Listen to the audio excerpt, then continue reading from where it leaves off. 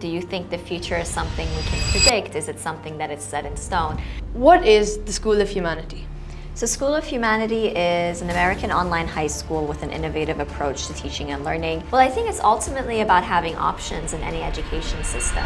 Different humans thrive in different kinds of educational institutions. And the more I had those real-world experiences, the more I saw a huge contrast between what I was learning in the traditional school curriculum, which was very memorization-oriented, very knowledge-centric rather than skill-centric. Can we imagine an inspiring future for ourselves and then backwards plan how we execute that future into a reality? Where do you see education in the next 10 years? I hope and I envision that more alternatives will emerge, where instead of exams, you're assessing your learning through those real-world projects.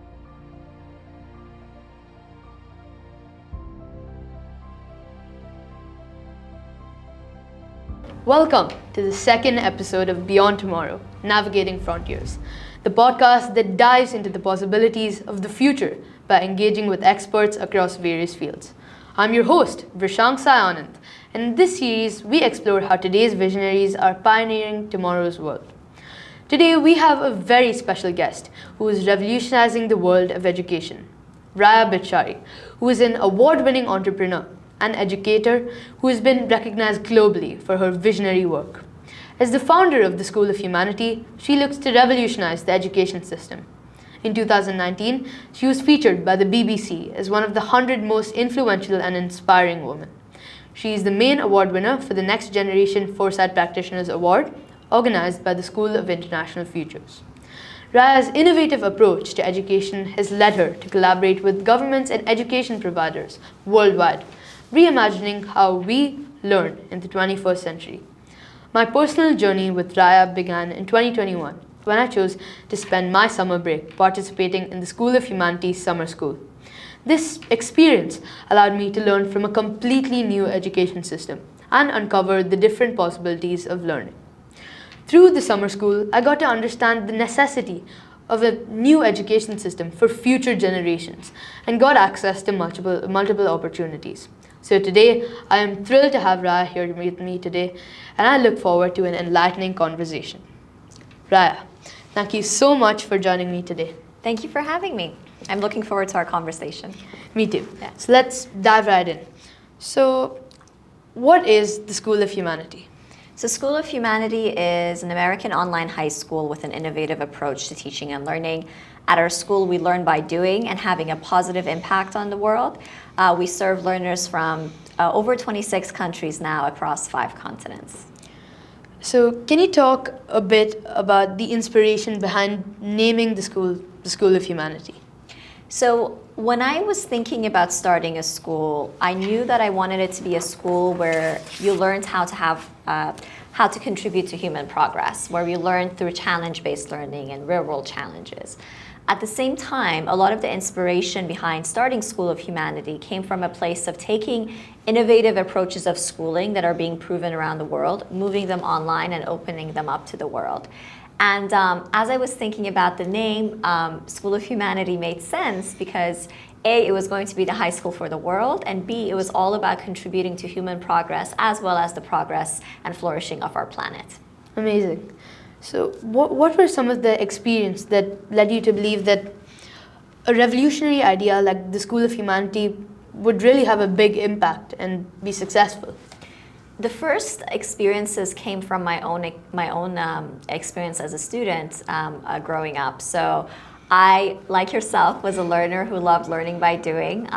Throughout my high school experience, I was really lucky to have the opportunity to attend conferences, work on projects, work on not-for-profits, and those initiatives were really inspiring to me, and I gained so many incredible skills from problem solving to project management to even interdisciplinary thinking through those experiences. And the more I had those real-world experiences, the more I saw a huge contrast between what I was learning in the traditional school curriculum, which was very memorization-oriented, very knowledge-centric rather than skill-centric. And that frustration with the education system for me continued even throughout university, where while I was studying a major that I was passionate about, it was very much driven by memorizing textbook after textbook, taking an exam, forgetting everything you did on the exam, Yeah, and so I can on. relate. So like many students, that was just a deeply frustrating experience. So that was the first strand of experience that led me to want to pivot into education. So while I was studying neuroscience, I chose to try to accelerate and graduate early and get out of the system and start an educational company. I first tried to tackle the problem through the lens of an extracurricular perspective or solution. So my last company was very much focused on creating a platform that would give young minds the opportunity to develop 21st century skills. And while that was impactful in many ways, it also failed to change the system as a whole. I saw around the world that the real impact in revolutionizing education was coming from small schools, often brick and mortar schools, that were reimagining curriculum, how we learn, why we learn, the pedagogy, the structures of schooling, and as a result, providing an alternative to learners and parents. And so those experiences together were part of the inspiration of starting School of Humanity. Thank you. And what do you believe is the importance of having such a school of the future? Well, I think it's ultimately about having options in any education system. Different humans thrive in different kinds of educational institutions. We learn in different ways. Some of us prefer to learn online, some of us prefer in person, some of us prefer hybrid. For learners that have different passions and interests, it's important to have flexibility so that they are not just centered around academics. So the importance of schools like ours is that we're offering alternatives to learners, parents, families who are dissatisfied with the traditional system. And one of the things that makes our approach special as well is that even though it's a radically different model to the traditional system, it's still an internationally accredited option where you're attaining a high school diploma, you're still graduating with a GPA transcript. And this alternative is really powerful for families that don't have innovative schools that are brick and mortar locally. So when I personally think about the School of Humanity, I think about the School of the Future. And when I think about future, I think about foresight. So what role do you think schools and educational institutions should play in teaching foresight skills and future-ready skills to young people, young minds? I think there's multiple roles. When I actually recently had a session with our learners and I asked them, do you think the future is something we can predict? Is it something that is set in stone? And almost everyone agreed that you can predict some aspects of the future, and then there are other aspects of it that are always going to be uncertain. And I know one of the things I shared with our learners is I think the most powerful philosophy of the future is when you teach and understand that the future is something you can imagine, design, and execute, right? And that's, I think, a really powerful philosophy and skill to teach young minds. Can we imagine an inspiring future for ourselves and then backwards plan how we execute that future into a reality? This is powerful not just at an individual level, but as a collective species as well. And in the process of taking that approach, we realize, okay, we need systems thinking, we need futures thinking, we need interdisciplinary thinking, we need critical thinking. There's all these powerful skills that come into play.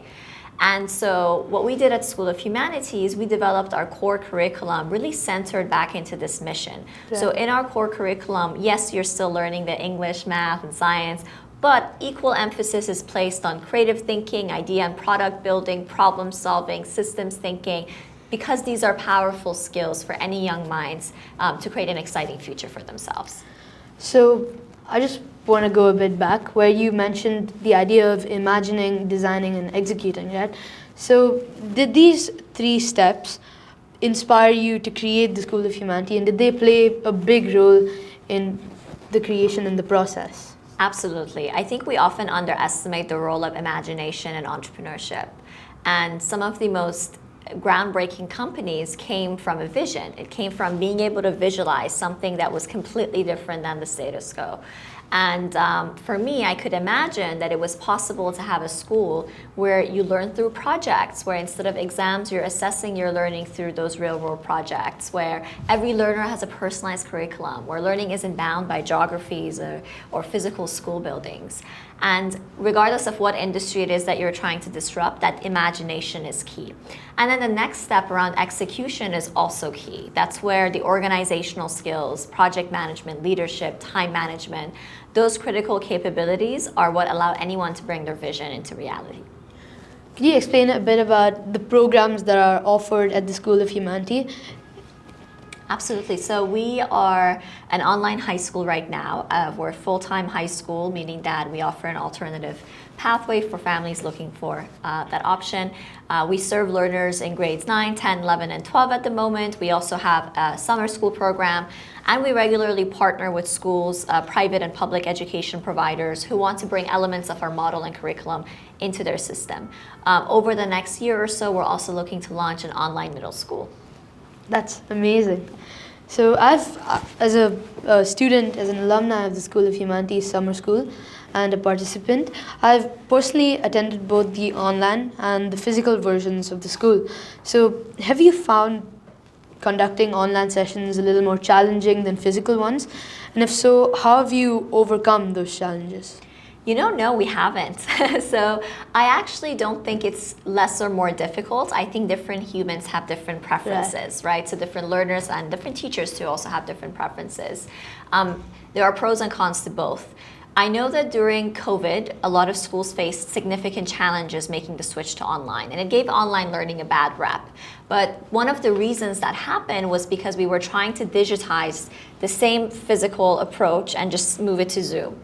Whereas in order to do online learning well, you actually have to completely reimagine the way you do lesson planning, the tools that you use, even the schedule of a school day or a school week needs to be reimagined in order to support online learning. And at School of Humanity, we actually haven't necessarily seen lower attendance or fewer learning outcomes online versus in person. Those two things have been very comparable. What we have seen is that different people have different preferences. Regarding online versus physical learning, what do you believe are the advantages in each of the fields? So one of the big advantages of online learning is the flexibility. The flexibility to join when and where works best for you.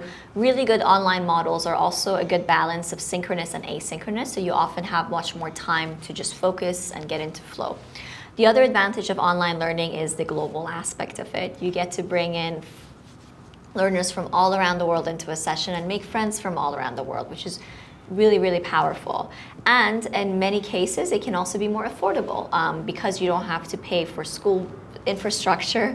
Online providers are often able to provide the same quality of education, if not a higher quality, at a lower cost. Of course, the advantages of in-person education is the human connection. There are also many humans, learners who struggle to self-organize themselves in the online context where they're maybe joining it from home, and being in a physical environment where they have adult supervision and more immediate support from their educators can be really powerful, and that's some of the advantages for in-person. And what role do you think, as youth, as teenagers and as students, social media has played a very big part and a very big role in our lives. Okay. So what role do you see social media and online platforms playing in engaging your students with the curriculum and futures and overall futures thinking? So one of the things that research shows us is that social learning is a really powerful thing. We're social creatures, and learning through collaboration, discussions, games, activities often leads to better retention. So I think the fact that learners often seek social connection, even in digital forms, is really powerful. And we see this in our online sessions because all our sessions are incredibly interactive with lots of debates and discussions and interactions. We don't lecture at learners.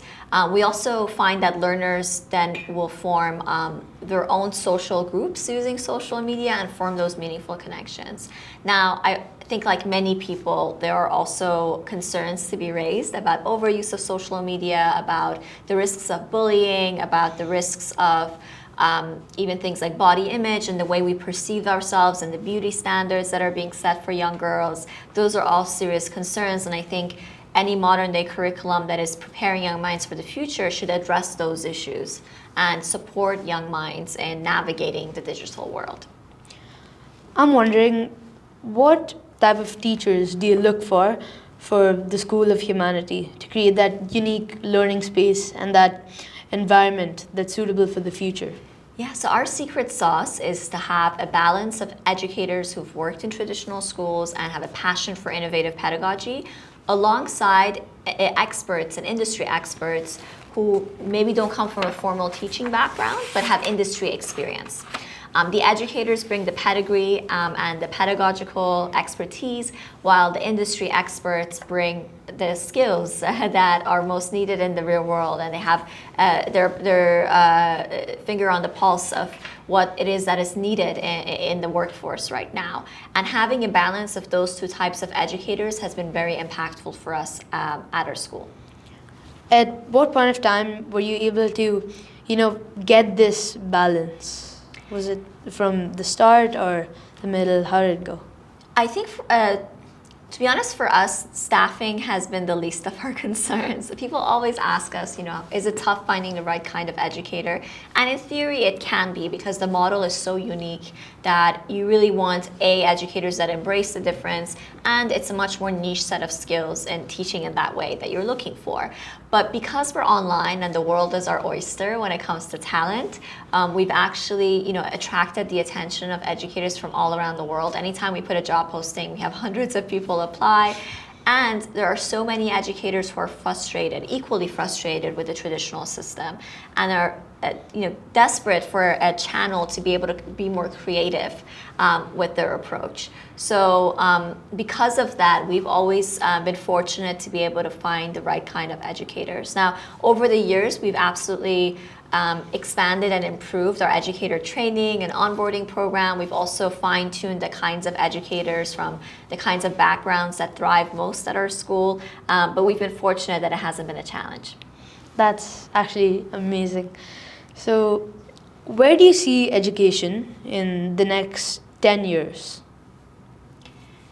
In the next 10 years, I hope and I envision that more alternatives will emerge. And School of Humanity is just one configuration of an innovative school. There are other approaches out there. For example, there are approaches of schooling emerging that are teacherless. That's the word that they use to describe it, and that you have AI tutors and everything is completely self-led, and there are educators around as learning guides to help you develop your own personalized pathways and work on projects that excite you the most.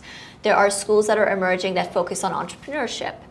There are schools that are emerging that are completely mixed age groups, where it's a mastery-based approach to curriculum, where you only move to the next topic once you've mastered the previous topic. So you don't force groups by age, but rather by ability. And so there are different configurations of schooling that are emerging, especially in the Western world. And I hope that over the next 10 years, those models become democratized, accessible globally, and affordable for all. What role do you see the School of Humanity playing in this future?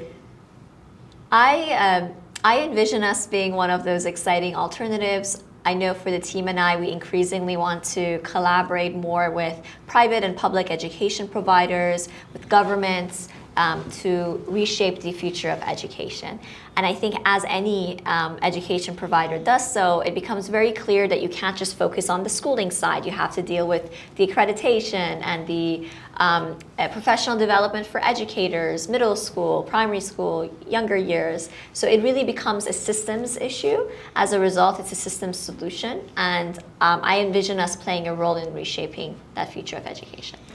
In my opinion, I feel that the School of Humanity has a power than no other school that I've seen to sort of inspire change and bring students from all around the world and educators from all around the world and unite them. So I feel that this power can be used to bring inspiration to other schools around the world as well. So is School of Humanity looking to collaborate with schools all around the world and ensure that there's a future-ready education system? Absolutely. We have collaborated with schools around the world in a variety of ways. Sometimes we work with schools on our supplementary educational programs. Sometimes we get asked to share inspiration with the educators through cutting-edge professional development programs. We've also worked with governments as well, who either on a consulting basis or who want to bring in elements of our model and curriculum. I truly believe that this partnership model is critical, and because our education system has more than one challenge, right? It's not just like one problem, one solution. We have to be able to address all of the different challenges as a whole, and we can't do it alone. So it's critical that we have those partnerships. I believe that there are many students out there in the world who are motivated to learn in an education system like this, but don't necessarily have the opportunity to, or actually the understanding that there is a school like this. So, like, is there anything that the School of Humanity would like to do or is doing for this? Yeah, so there are different reasons that hold people back from switching to any progressive school.